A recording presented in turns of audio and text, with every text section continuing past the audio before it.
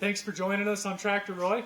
I'm Trent, the self-proclaimed master mechanic. With me today I have Gentry and Brady, the assistant to the master mechanic.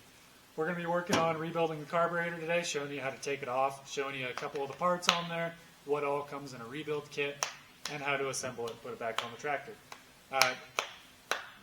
We'll go over tune-up once the tractor's running, so it probably won't be in this video, or maybe it will.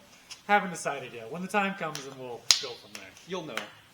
So, to take this carburetor off, I'm going to have to disconnect the fuel line, which I've shut off the fuel bowl, so we shouldn't have any fuel leaking out. I've got to disconnect the line that comes from our air filter into the carburetor, which is just these two clamps here. I've got to disconnect the choke or lever, which is right there. The throttle cable, or the throttle shaft that comes off of the governor, right back here. And then it's just these two nuts here, and the whole carburetor should come off.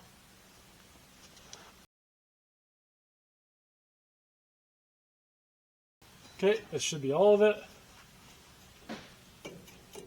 Might be a little interesting trying to take this out. Oh, there we go. Okay, so on the linkages here, there's these little balls that they ride on. This one's for the choke, right there, and this one's for the throttle, right there. These linkages are kind of handy. They're spring-loaded on these ends, and then they pop off. I don't know if you can really see that, but so you just slide this down, and then you can stick the ball in there, and it's just spring tension holding it on. Super nice. On a lot of these tractors, there's a nut on the back side of this ball stud, and you have to pull off this whole stud and leave it attached to the linkage, and it kind of just makes it hard trying to get a wrench inside of there. Okay, so inside of our carburetor kit, we have our new carburetor to intake manifold gasket. We have a new gasket that goes between the two halves of the carburetor, and we have our new throttle rod. We keep the choke rod in here. It reuses the same one, but the throttle rod is new. We also have this bag of parts. This is the little rod for the float. This is our needle seat. There's our needle. And then this is the packing for going around this rod. Just seals everything up. Really, these carburetors are pretty simple. There's not a whole lot to them. So another one of these is the gasket for looks like we have a new screw to replace for here. And then our drain, we have another gasket for that. They don't? Yeah, they do. That's a good call, though. So Gentry just brought up that it looks like these don't match, but this is a universal gasket, so that's why we have these oblong holes. It's probably, so when you look on this thing, it says that it's also for the 9N and 2N. So it could be that the 9N maybe had a different spacing on there. The 2N, you know, during the wartime they used a different style of manifold. But we should be good here because our outside matches, our inside hole matches, and our oblong holes match where our studs will go. So we should be good to go as far as that. Now we're going to take this thing apart. Yep. So there's 4 screws here, and then these two halves will separate. And that's how we'll start things.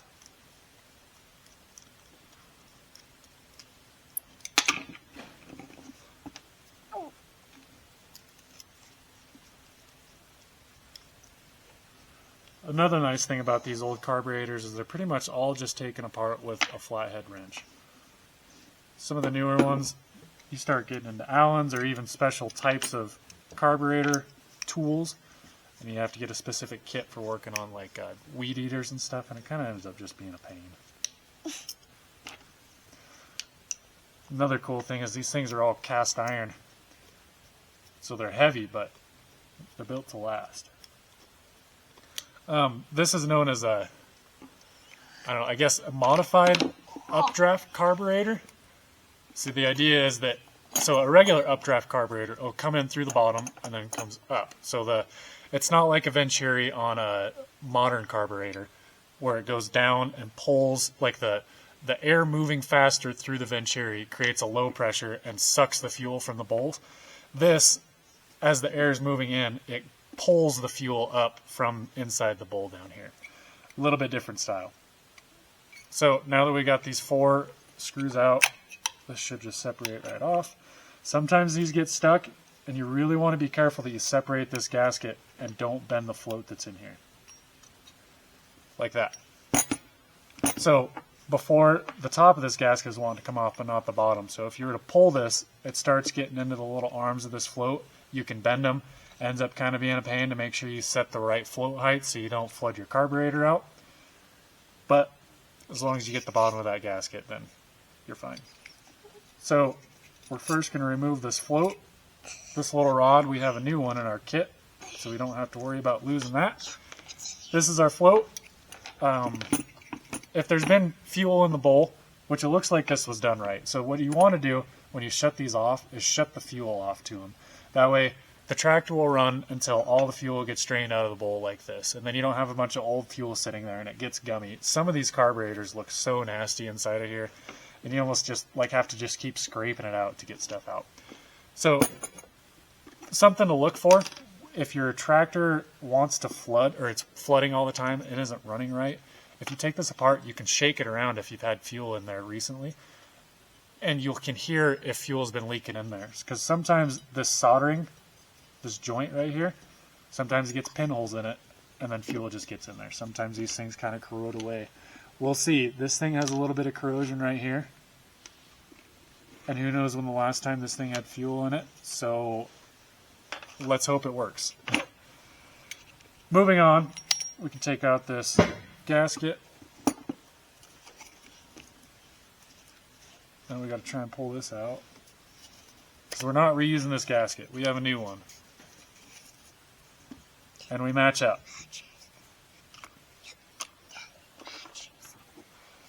So in here, this is our needle seat and this is our needle valve.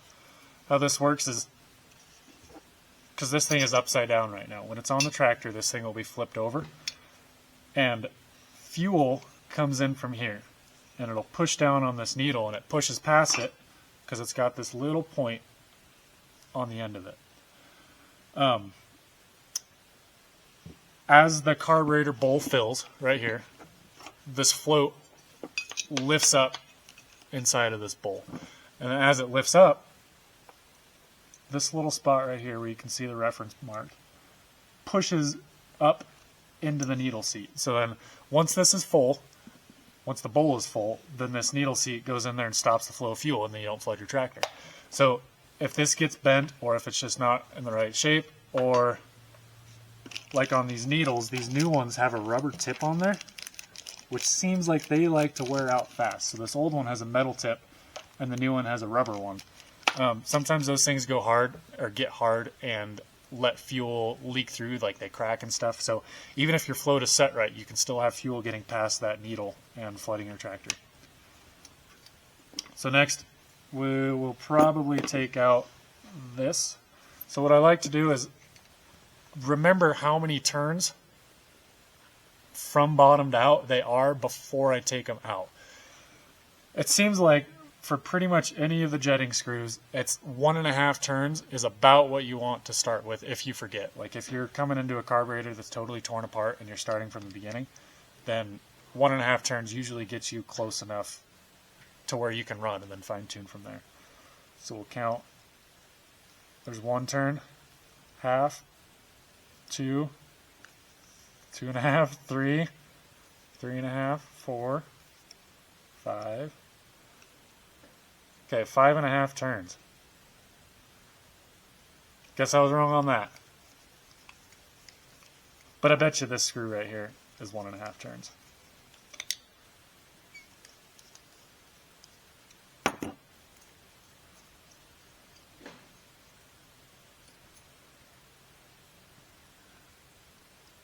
So there should be a gasket. Oh, there's our gasket.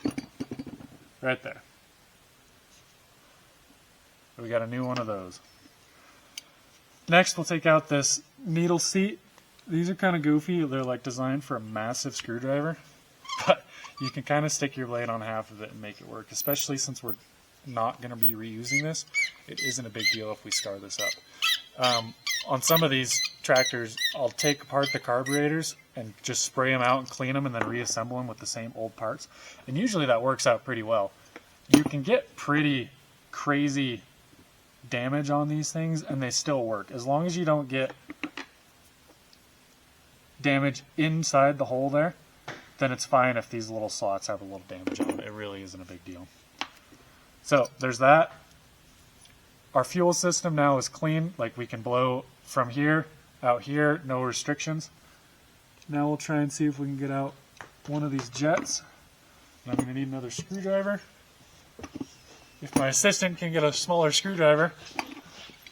So while he's getting that, I'll take out this other screw. Yep. Do you have a smaller one?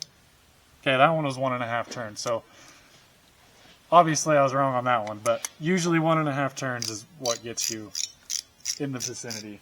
That's nice. I don't know, small enough for this jet.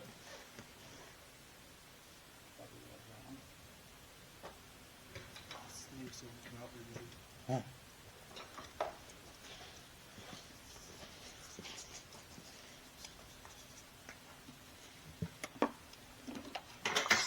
Okay, now that that's out, we'll take out this jet. Oh, sorry.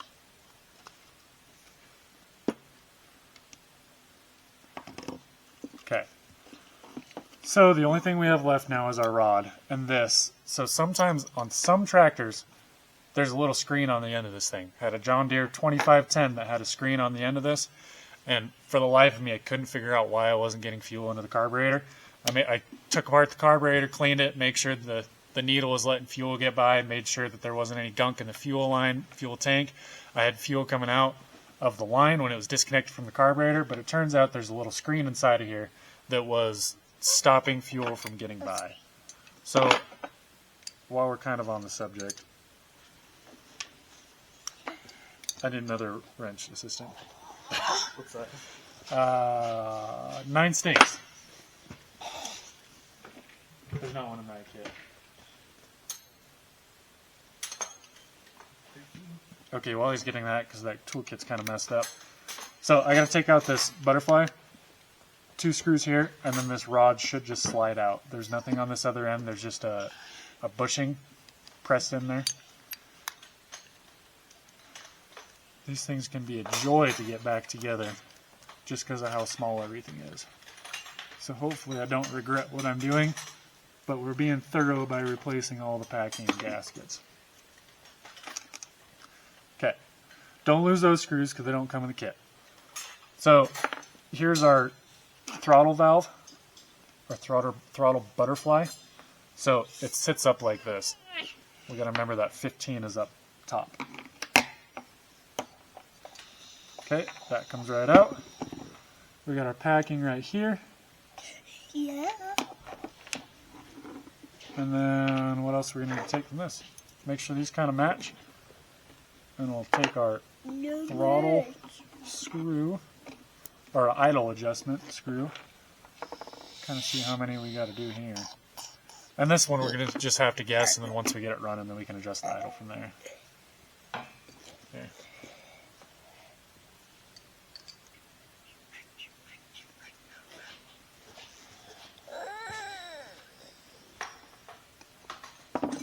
Okay, about 6 from when it starts emerging from that. Okay, so this should be done with it.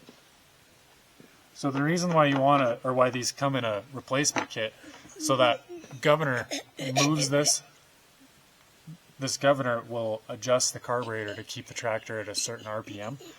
When it's under load, that governor will allow more fuel to get into it, so then the tractor stays at a consistent RPM and in the power band.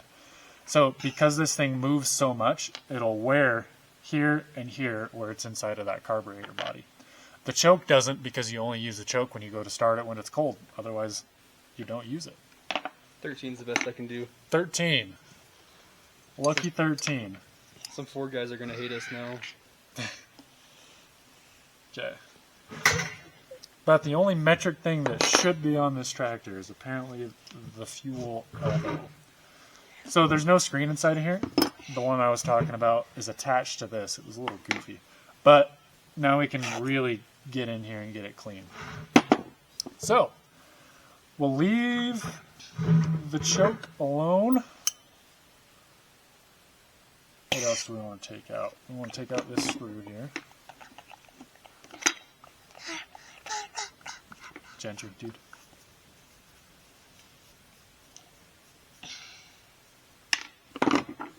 Okay, that screw. We got ourselves another gasket. And then we want to take this out also. Once we take this out, then we'll throw it into a carburetor cleaner solution. Okay, so I'm going to go ahead and pop these out. I found the right sizes off camera so you don't see me fumbling around.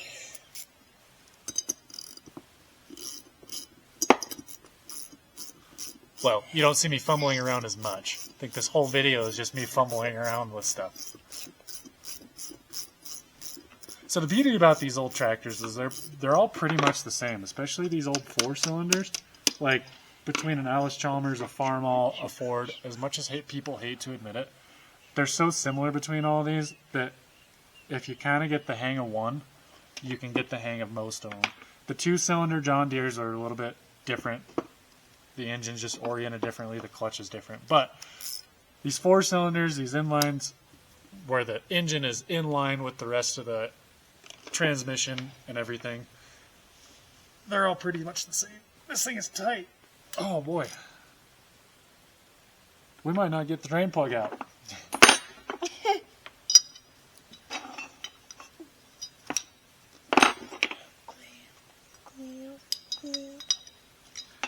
Yeah, okay, I'm not going to do that here.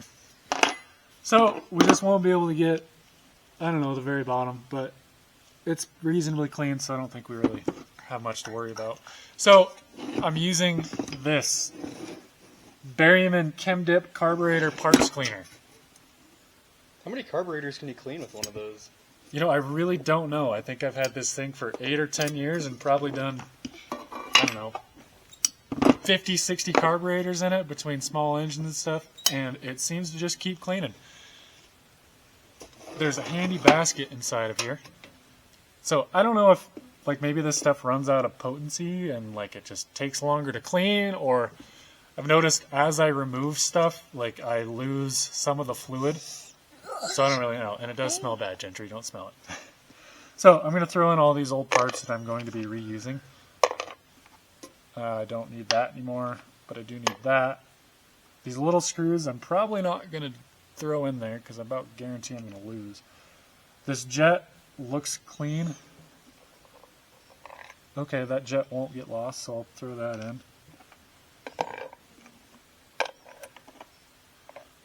Okay, what else do I got here?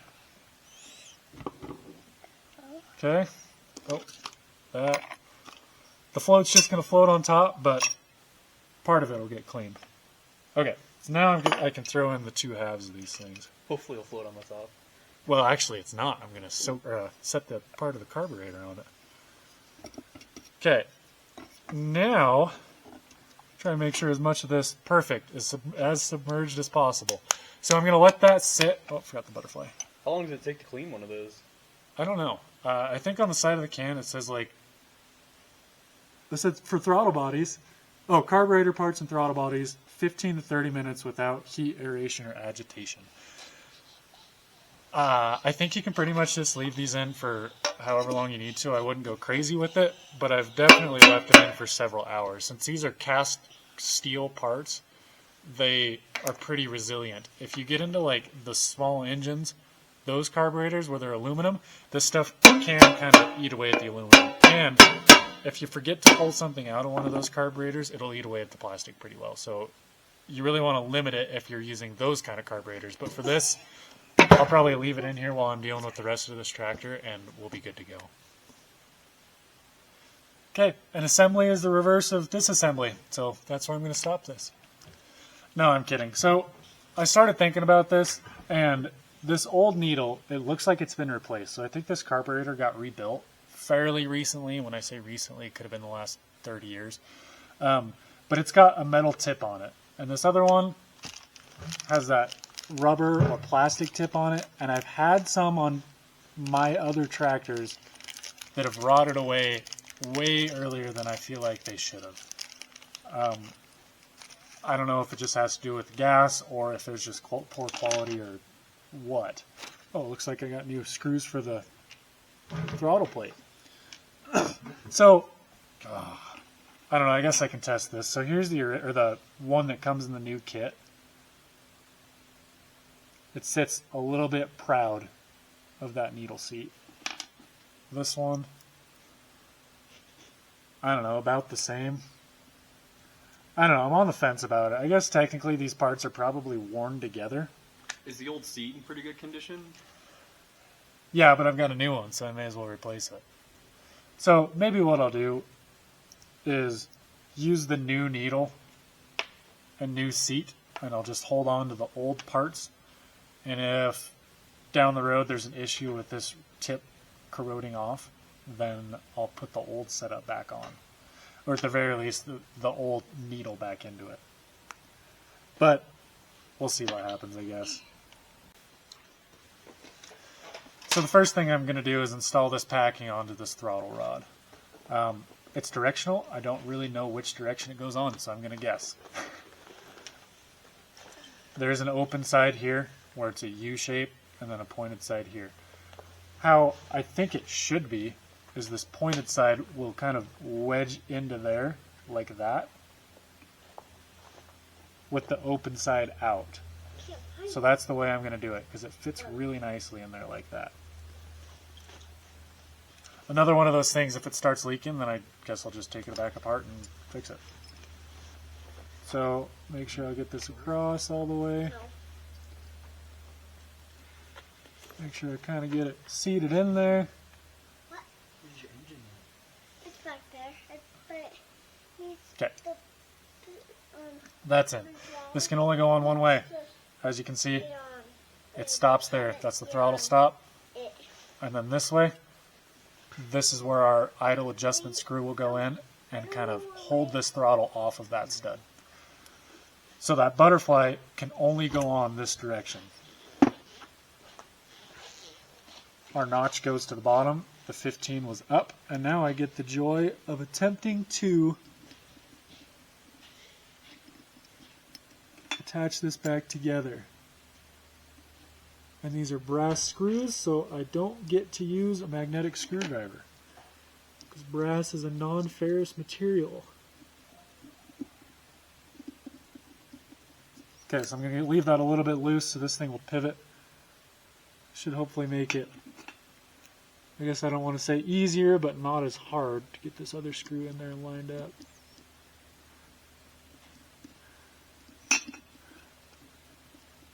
Okay, I'm proud of myself. That went relatively well. So now I'll make sure that this thing will open and close. Just to make sure that this valve didn't get shifted off to one side and it hangs up when I'm trying to open this thing up. While I'm right here, I'm going to add in our throttle adjustment screw, or idle adjustment screw, which was flush from the bottom and then 6 turns in.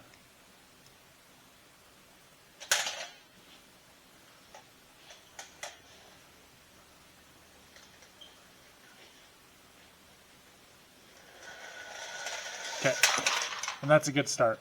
It's another one of those things we're going to have to adjust it when it's on the tractor to get the idle speed that we like, but that'll be a good start.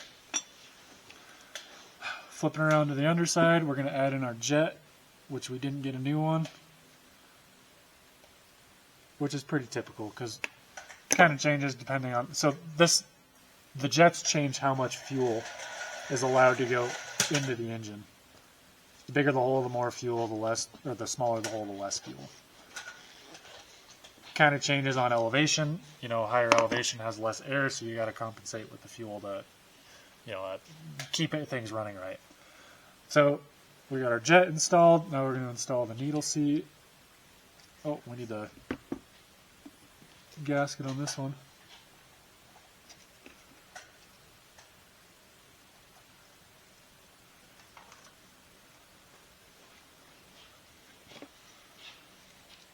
You don't have to go crazy tightening these. We don't want to damage that seat of the new one. So we just want to snug it up. It's got a gasket in there, so it'll seal it where it needs to. So, what else do we want to do here? We'll have our idle adjusting needle. So when the tractor is at idle, this is the adjusting screw that you use.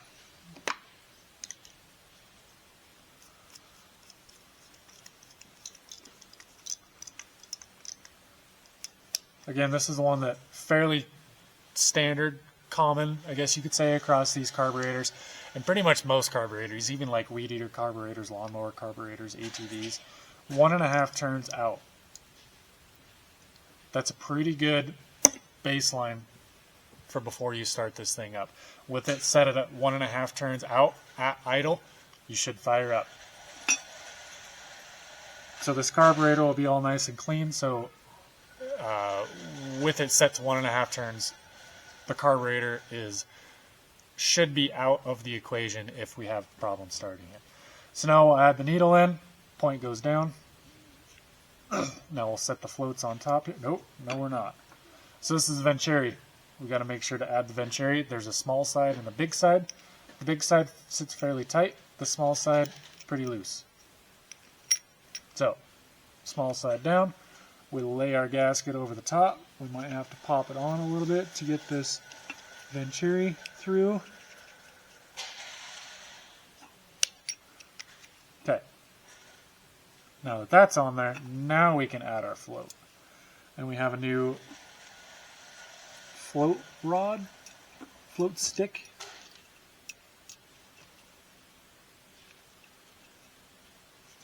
Okay, now we should kind of be able to show you here. So that would be the carburetor bowl is empty. So then that needle seat will drop down and fold up against the float. As the bowl fills up, this bowl will raise, or this float will raise higher and higher, and then once it gets to the top, then it will seal that needle seat and prevent any more fuel from coming in and flooding the carburetor. That's all there is to keep the fuel metered. Just this little brass float going up and down. So this half of the carburetor is ready to go.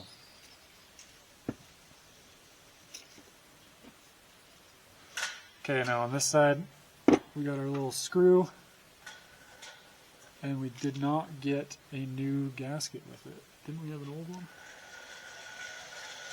Okay, I'm going to reuse the old gasket on this one. Oh, maybe there wasn't a gasket.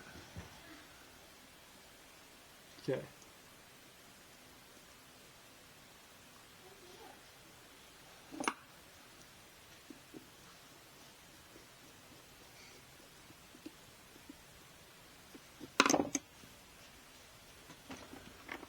Now we gotta add this piece. This had the gasket. Like that. Oh, so you want to make sure all these holes are cleaned out.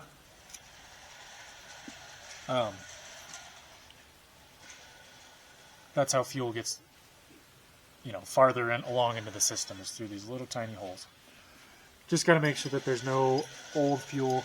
Old fuel is terrible about that. It gets all gummy and can plug up those holes extremely fast. So you could have everything else in your carburetor just fine and dandy, all nice and clean, but you're still not running because those holes are plugged. Same thing within your jets too. If those holes are plugged, they don't let fuel through. It's not going to run, or it's not going to run right.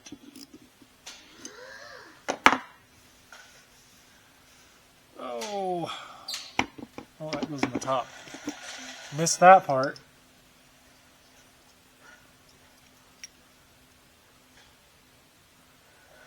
Okay, we'll just kind of snug this up and we'll get it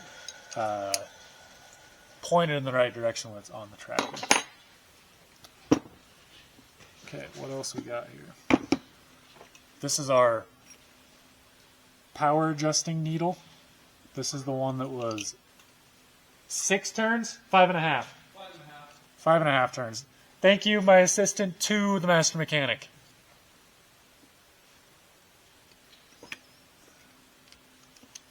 So we're going to lightly bottom this out. You don't want to over torque it.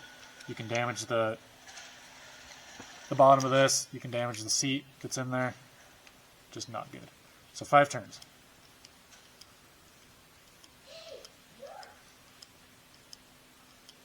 Five and a half turns right there. Okay, and these other pieces that came with it are parts that we didn't take off. Sometimes these are kind of universal carburetor kits, so you don't always have parts that you're going to be using. Like this felt's probably for right inside of here on the choke, but we didn't take that off, so we're not going to deal with it. So now when we go to put this together, I found it's easier if you put it together upside down. So the top half of the carburetor like this. If you flip it over, then the float folds down. And if it goes too far, that needle can fall out, and you're just going to have a bad day. So this, just want to make sure you don't force it. And we might have to play around a little bit. And I might have just put that on the wrong direction. No, that was right. Right? Boy. Oh yeah, okay. So this is the right direction. I just got to get it lined up right a little better. Okay, so here's my issue. This power adjusting valve needs to go in that little hole that's down there. So you have to align them like this and then slide it together. And that's why I was having some issues. Okay, just like that. I usually like to seal up gaskets, but I'm going to leave this dry in case I have to take it off to fix that needle seat if that thing doesn't work. I'm skeptical. It's a new part, but just because it's a new part doesn't mean it's the best kind of part.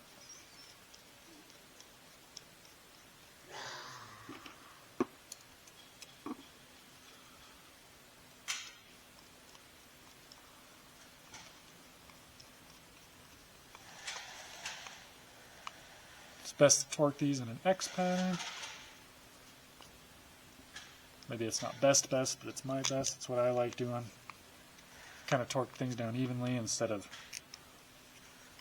all on one screw.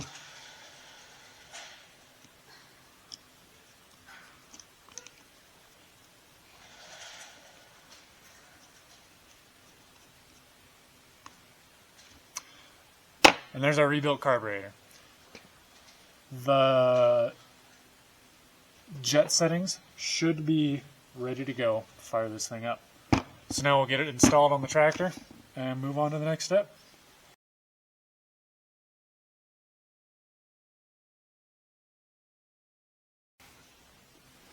So the carburetor's all installed. These were a little interesting to try and get on because they're spring loaded and back behind there, but it was still easier than having to deal with the nut on that ball stud. So we don't have to adjust the linkage on our governor, and we don't have to obviously adjust the linkage on our throttle. We don't have to adjust the linkage on our governor because it's the same carburetor going back in there. If you are updating to a different type of carburetor, sometimes that happens where you just don't have one on this tractor, for instance, and have to go with a different one. Then you have to adjust that, and that's kind of a process to do. But luckily, if you're just taking out your carburetor, rebuilding it, putting it back in, you don't have to mess with that. So I hope this video was beneficial with some tips and tricks on how to rebuild one of these carburetors. We're not going to start it today. We got a couple of things that we got to finish up before we get a first start. So make sure you keep checking back in for when we can get a first start on this thing. And if you don't have this exact model tractor, a lot of the things that are on here that we're showing are very similar with older tractors, so might be a little differences, but you should be able to figure it out from there. It is. These pretty much are the same across all brands. You can get the gist of it if you look at this one. So, thanks for watching. This is Tractor Roy.